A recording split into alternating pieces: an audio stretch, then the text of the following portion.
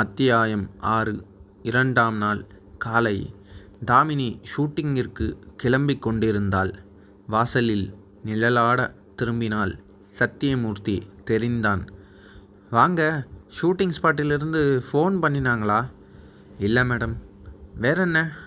அன்றைக்கி நீங்கள் மந்திரிக்கிட்ட போனப்பவே நான் உங்களை போக வேண்டாம்னு எச்சரிக்கை பண்ணினேன். நீங்கள் கேட்கல.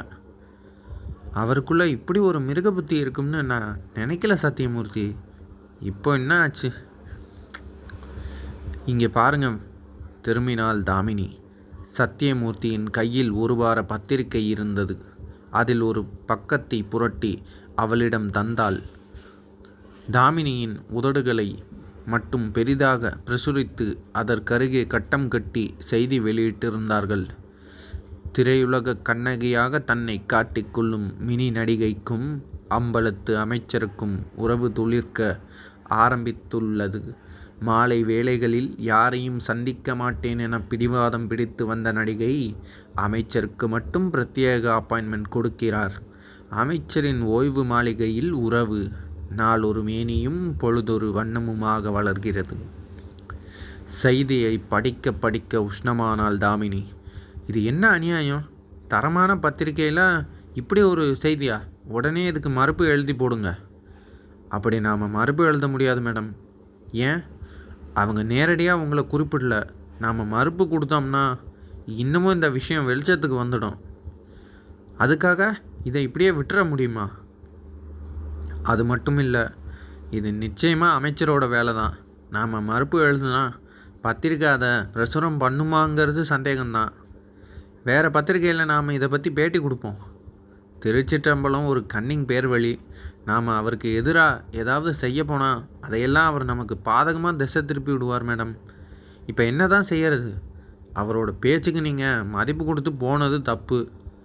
அதான் நடந்து முடிஞ்சிருச்சே. இனி என்ன பண்ணுறது? அதை சொல்லுங்கள். அவராக பார்த்து மனம் இறங்கி நம்மளை விட்டால் தான் உண்டு. அவர் தொந்தரவு கொடுத்துட்டு தான் இருப்பார். என்ன சத்தியமூர்த்தி இப்படி சொல்கிறீங்க? அவரோட குணம் தெரிஞ்சவங்க அப்படி தான் சொல்கிறாங்க மேடம்.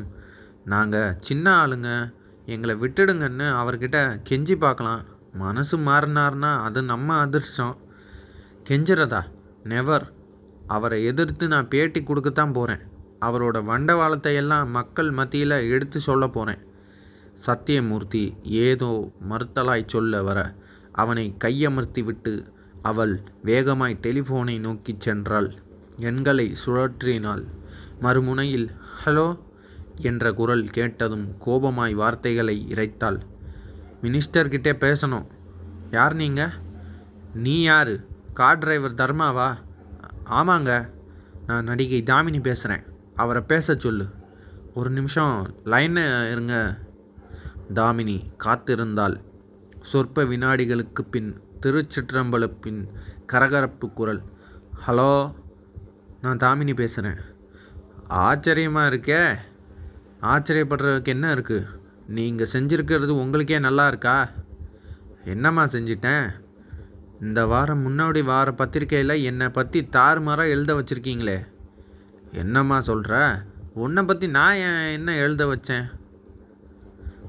ஒன்றுமே தெரியாதவர் மாதிரி நடிக்க வேண்டாம் சார்.